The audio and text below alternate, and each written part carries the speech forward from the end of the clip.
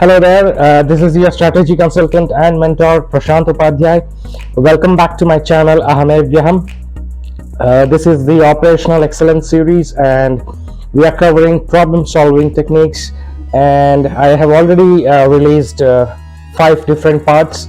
This is the last and final part of the problem solving techniques, that is part 6. So far we have covered the use of 5 I's for root cause analysis, the use of 4 whats for decision making, the use of 3 whens for pattern recognition, the use of 2 wheres for risk analysis, and the use of 1 which for identifying bottlenecks. And today we are going to cover the use of 1 how for error proofing. Just like the last episode, even today is going to be very interesting and exciting. So let's begin. 1 how. Unlike the other techniques, this is a bit different and much more deeper topic, technique, method, or call it a tool.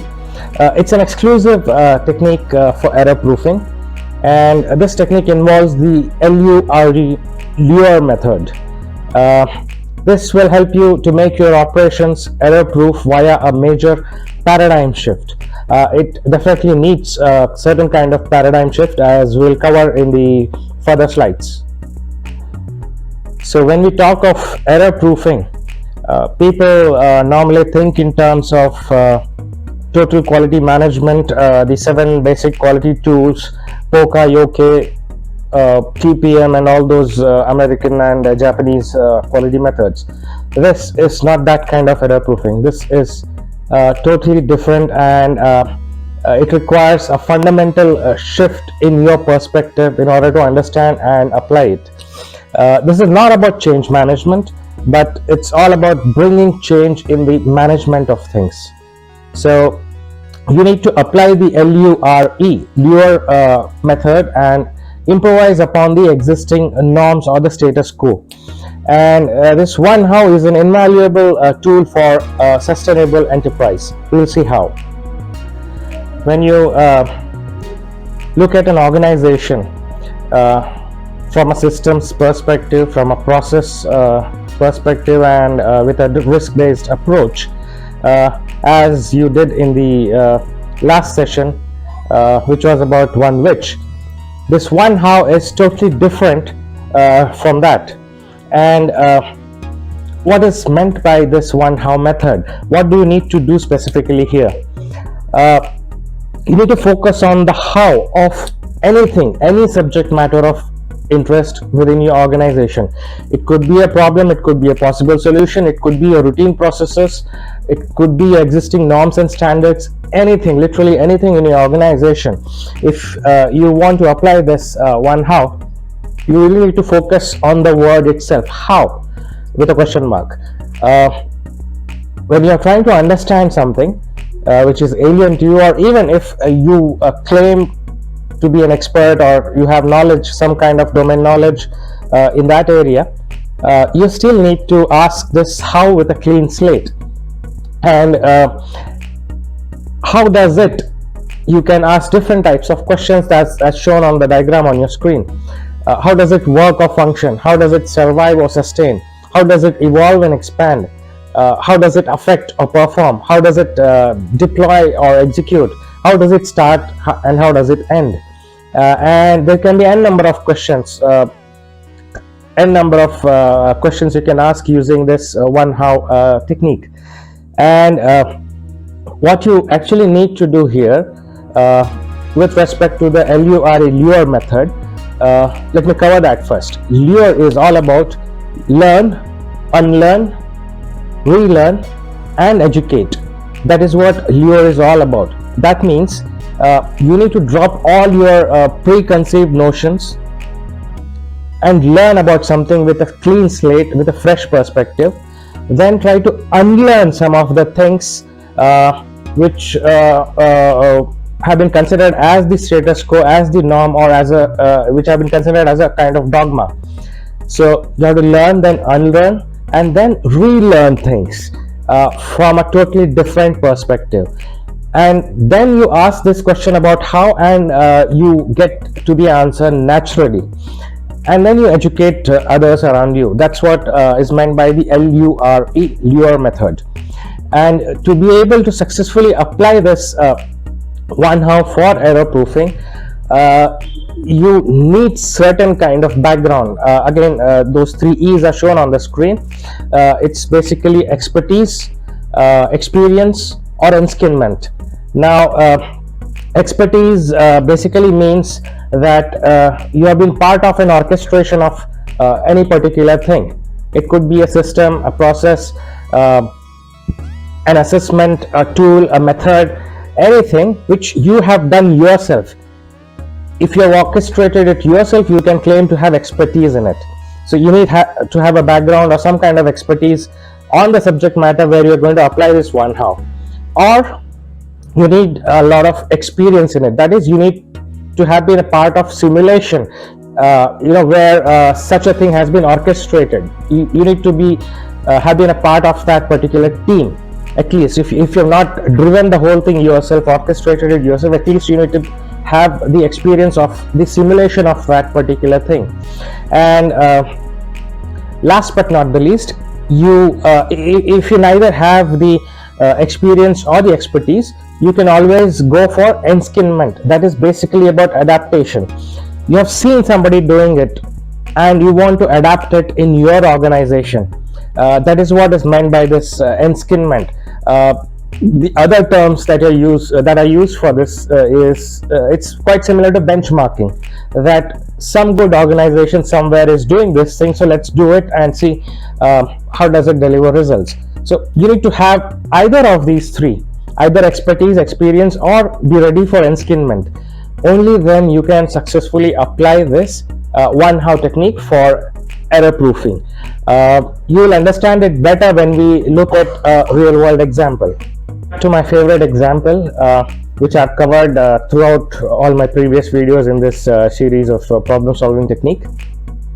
Consider that you have a retail store and you have encountered a problem with rising levels of shrinkage. Now, we have applied all the other techniques on the same or similar kind of problem. In this method, where you're going to use one how, you need to first understand what is meant by shrinkage. So let's say that at your particular store there is a shrinkage of X%. The diagram is shown on your screen. Now you need to understand that shrinkage can mean many things. So you look at the major contributor of shrinkage. Shrinkage basically means what? It is cutting down on your revenue, sales, or profit, or on your margins. That is what shrinkage is. Basically, when you talk about it on a piece of paper. So you try to analyze and learn and see that pilferage is leading to 3/4 of that X%. Now, pilferage can also be of different types. It can also mean loss of goods in transit, or damage to goods in transit, damage to goods inside the stores, as well as shoplifting. So as you go further and try to learn the whole process, what actually contributes to shrinkage, you realize that shoplifting contributes to 4/5 of that X%. So that means, let's say if you consider shrinkage of X% as 100%, then shoplifting is contributing to 60% of that total shrinkage. Now this is what is the first stage of the lure method. You have tried to learn what is actually shrinkage, and what are the sources of those shrinkage, and who are the major contributors or factors of shrinkage. Once you have learned this part, what you need to do is, along the process of learning, you will encounter with a lot of preconceived notions or dogma or norms. For example, you might hear stuff like some of the employees are suspect in our store, they may be contributing to the shrinkage, pilferage, shoplifting, etc. You might also be able to hear something like some customers could be potential shoplifters, so we need to keep an eye on them. And then there would be certain kind of resistance. Whenever there's a paradigm shift, there is definite kind of resistance. So people would also say that the shoplifters are too smart, we can't keep a watch all the time. So all these things that you gather while learning, you need to pick up those valuable things which are going to help you in the application of the one how technique, and drop those which are irrelevant. So that is the unlearning part. You may yourself have certain kind of preconceived notions because of your own experience or expertise. So you need to unlearn all those things and deny the narrative by gathering that information. And then you need to go to the third stage, which is about relearn. In this, you have to learn things from the scratch, even if you claim expertise in it.